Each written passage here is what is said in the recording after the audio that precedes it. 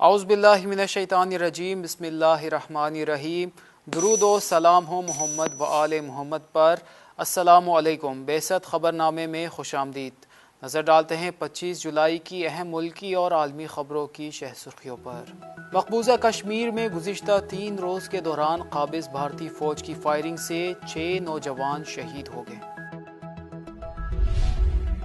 ملک بھر میں کورونا کی وار جاری ہے۔ 24 گھنٹوں کے دوران کورونا کے 2819 مثبت کیسز رپورٹ ہوئے ہیں۔ آزاد کشمیر کے انتخابات کے دوران مختلف مقامات پر سیاسی کارکنوں کے درمیان تصادم کے نتیجے میں 2 افراد جاں بحق ہو گئے۔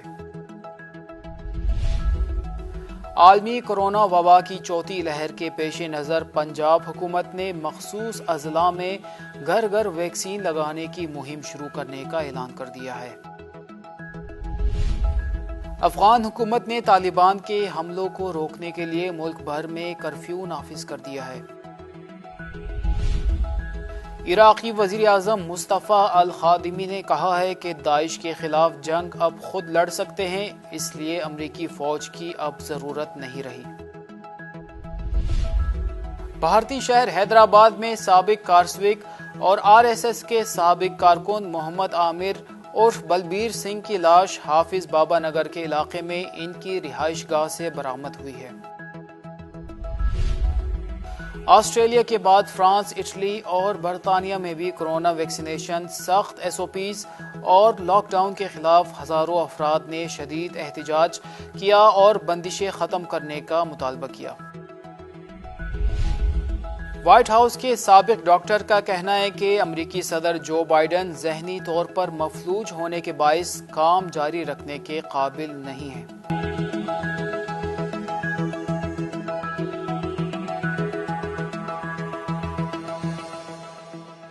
اور اب نظر ڈالتے ہیں خبروں کی تفصیل پر۔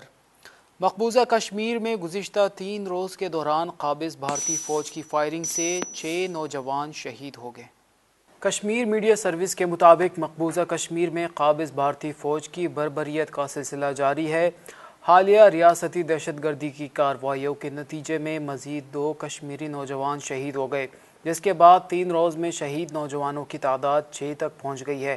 بھارتی فوج نے ضلع کھلگام میں نام نہاد سرچ آپریشن کے دوران فائرنگ کر کے مزید 2 نوجوانوں کو شہید کر دیا، جبکہ اب بھی سرچ آپریشن جاری ہے۔ علاقے میں موبائل اور انٹرنیٹ سروس کو بھی معطل کر دیا گیا ہے۔ واضح ہے کہ گزشتہ 3 روز کے دوران قابض فوج کے ہاتھوں اب تک 6 نوجوان شہید ہو چکے ہیں۔ اس سے قبل ضلع سوپور اور بانڈی پورہ میں بھارتی فوج نے فائرنگ کر کے متعدد نوجوانوں کو شہید کیا تھا۔ ملک بھر میں کورونا کی وار جاری ہے۔ 24 گھنٹوں کے دوران کورونا کے 2819 مثبت کیسز رپورٹ ہوئے ہیں۔ National command and operation centre کی جانب سے جاری بیان کے مطابق گزشتہ 24 گھنٹوں کے دوران ملک میں کورونا کی تشخیص کے لیے 40,579 ٹیسٹ کیے گئے، جن میں سے 2,819 افراد میں کورونا وائرس کی تصدیق ہوئی۔ گزشتہ روز اس وبا نے مزید 45 افراد کی زندگیوں کو نگل لیا، جبکہ مثبت کیسز کی شرح 6.32% ریکارڈ ہوئی ہے۔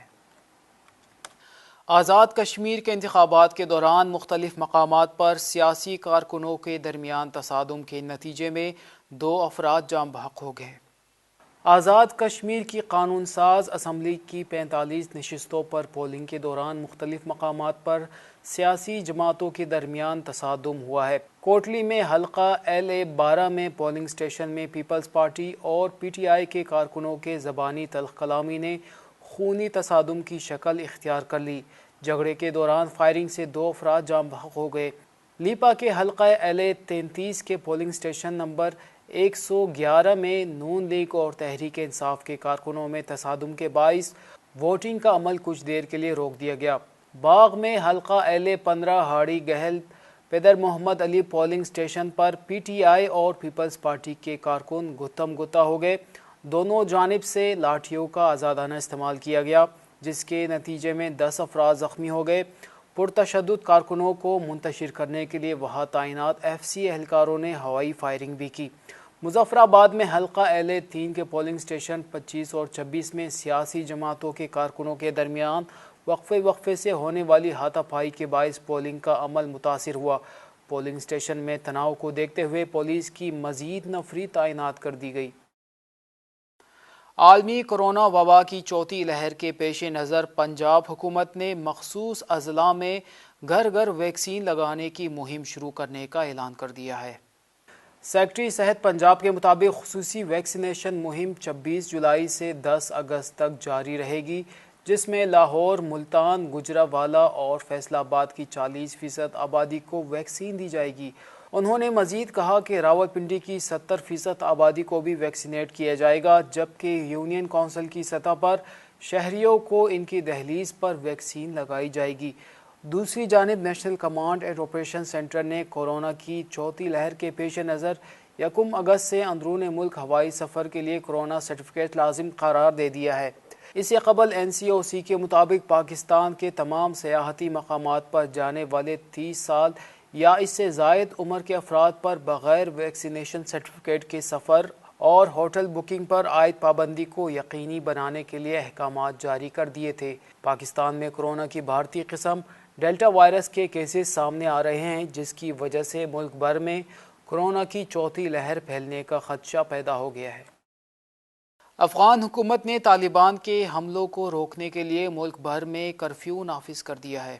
غیر ملکی خبر رساں ادارے کے مطابق افغان حکومت نے طالبان کے بڑھتے ہوئے اثر و رسوخ کو ختم کرنے اور حملوں کو روکنے کے لیے ملک بھر میں رات کا کرفیو نافذ کر دیا ہے، تاہم اس کا اطلاق کابل اور ننگرہار سمیت 3 صوبوں میں نہیں ہوگا۔ افغان وزارت داخلہ کے مطابق ملک کے 31 صوبوں میں کرفیو نافذ کیا گیا ہے، جس کا اطلاق رات 10 بجے سے صبح 4 بجے تک ہوگا۔ کرفیو نافذ کرنے کا مقصد طالبان کے حملوں اور ان کی نقل و حرکت کو روکنا ہے۔ دوسری جانب افغان وزارت دفاع کا کہنا ہے کہ تمام صوبوں میں طالبان کو شکست کا سامنا کرنا پڑا ہے۔ افغان فورسز ہر طرح سے مسلح ہے اور روزانہ کی بنیاد پر طالبان کے زیر اثر علاقوں کا کنٹرول حکومت سنبھال رہی ہے۔ افغان سیکورٹی فورسز کی جانب سے جاری اعداد و شمار کے مطابق گزشتہ 24 گھنٹوں کے دوران جھڑپوں میں 262 طالبان ہلاک اور متعدد زخمی ہو گئے ہیں، تاہم طالبان نے ہلاکتوں کو مسترد کر دیا ہے۔ عراقی وزیر اعظم مصطفیٰ الخادمی نے کہا ہے کہ داعش کے خلاف جنگ اب خود لڑ سکتے ہیں، اس لیے امریکی فوج کی اب ضرورت نہیں رہی۔ عالمی خبر رساں ادارے AP کو انٹرویو میں عراقی وزیر اعظم مصطفیٰ الخادمی نے ملک کی اہم پالیسیوں اور امریکہ سے تعلقات کے حوالے سے اہم گفتگو کی۔ یہ انٹرویو عراقی وزیر اعظم اور امریکی صدر جو بائیڈن کی وائٹ ہاؤس میں ملاقات سے 1 ہفتہ قبل کیا گیا۔ وزیر اعظم مصطفیٰ الخادمی نے ایک سوال کے جواب میں کہا کہ داعش کے خلاف لڑائی میں کامیابی حاصل کر لی ہے اور شدت پسند سکڑ کر ایک مختصر علاقے تک محدود ہو گئے ہیں، اس لیے عراق میں اب امریکی فوجی دستوں کی ضرورت نہیں۔ عراق سے امریکی فوجیوں کے انخلاء کے ٹائم فریم سے متعلق پوچھے گئے سوال کے جواب میں عراقی وزیر اعظم نے بتایا کہ آئندہ ہفتے امریکی صدر سے ملاقات میں امریکی دستوں کی کسی اور ملک منتقلی یا وطن واپسی کے طریقہ کار اور ٹائم فریم کا فیصلہ کیا جائے گا۔ عراقی وزیر اعظم نے مزید کہا کہ ہماری فوج اپنے ملک کا دفاع خود کرنے کی صلاحیت رکھتی ہے اور اب اپنی سرزمین پر کسی بھی غیر ملکی فوجی دستوں کا وجود نہیں چاہتے۔ غیر ملکی فوجیوں نے داعش کے خلاف جنگ میں ہمارا ساتھ دیا، جس پر شکر گزار ہے۔ خیال رہے کہ عراق سے 3000 امریکی فوجیوں کو واپس بلا لیا گیا تھا، تاہم اب بھی 2500 امریکی فوجی عراق میں موجود ہے۔ بھارتی شہر حیدرآباد میں سابق کارسوک اور RSS کے سابق کارکن محمد عامر عرف بلبیر سنگھ کی لاش حافظ بابا نگر کے علاقے میں ان کی رہائش گاہ سے برآمد ہوئی ہے۔ مقامی پولیس کے مطابق محلہ داروں نے بابا نگر بلاک C میں واقع ان کے کرائے کے گھر سے بدبو آنے پر پولیس کو آگاہ کیا، جس کے بعد گھر سے ان کی لاش ملی۔ پولیس کا کہنا ہے کہ ان کی موت کی تحقیقات کی جا رہی ہے اور اب تک موت کی وجہ سامنے نہیں آ سکی ہے۔ بھارتی میڈیا رپورٹ کے مطابق محمد عامر بلیر سنگھ بھارتی ریاست اتر پردیش کے شہر ایودھیا میں واقع تاریخی بابری مسجد کو 1992 میں شہید کرنے والوں میں شامل تھے۔ بابری مسجد کے واقعے کے بعد جب وہ اپنے گاؤں پہنچے تو لوگوں نے ان کی بہت تعریف کی، تاہم ان کے اہل خانہ اس عمل سے سخت ناراض تھے۔ چند عرصے بعد جب ان کی طبیعت بہت زیادہ خراب رہنے لگی تو وہ یوبی میں مولانا کلیم صادقی کے پاس گئے اور اپنے جرم کا اعتراف کیا۔ مولانا نے انہیں اسلام کی تعلیم دی، جس کے بعد جون 1993 میں انہوں نے اسلام قبول کر لیا اور نام محمد عامر رکھا۔ اس موقع پر انہوں نے ملک بھر میں 100 مساجد کی تعمیر کا عزم کیا اور اس مشن کی تکمیل میں لگ گئے۔ عامر نے پہلی مسجد 1994 میں ہریانہ میں تعمیر کی، جس کا نام انہوں نے مسجد مدینہ رکھا۔ آسٹریلیا کے بعد فرانس، اٹلی اور برطانیہ میں بھی کرونا ویکسینیشن، سخت SOPs اور لاک ڈاؤن کے خلاف ہزاروں افراد نے شدید احتجاج کیا اور بندشیں ختم کرنے کا مطالبہ کیا۔ عالمی خبر رساں ادارے کے مطابق آسٹریلیا سے کورونا لاک ڈاؤن کے خلاف شروع ہونے والے مظاہرے عالمی تحریک میں تبدیل ہو گئے ہیں۔ ویکسین نہ لگوانے اور لاک ڈاؤن میں نرمی کے خواہش مند ہزاروں افراد نے لندن، پیرس اور روم میں پرتشدد مظاہرے کیے، جس کے دوران مظاہرین اور پولیس میں جھڑپیں بھی ہوئی۔ سب سے بڑا مظاہرہ فرانس میں کیا گیا، جس میں 1,60,000 افراد نے شرکت کی۔ مظاہرین نے پلے کارڈز اٹھا رکھے تھے جس میں SOPs میں نرمی کے نعرے درج تھے۔ پولیس نے آنسو گیس کی شیلنگ کر کے مظاہرین کو منتشر کیا۔ اٹلی کے دارالحکومت کی سڑکیں بھی احتجاجی مظاہرین سے بھری رہی۔ مظاہرے کے شرکاء نے کورونا لاک ڈاؤن اور زبردستی ویکسین لگانے کے عمل کو آمرانہ اقدام قرار دیتے ہوئے حکومت سے بنیادی انسانی حقوق کی فراہمی کا مطالبہ کیا۔ اسی طرح لندن میں بھی لوگوں کی بڑی تعداد نے کورونا پابندیوں کے خلاف شدید احتجاج کیا۔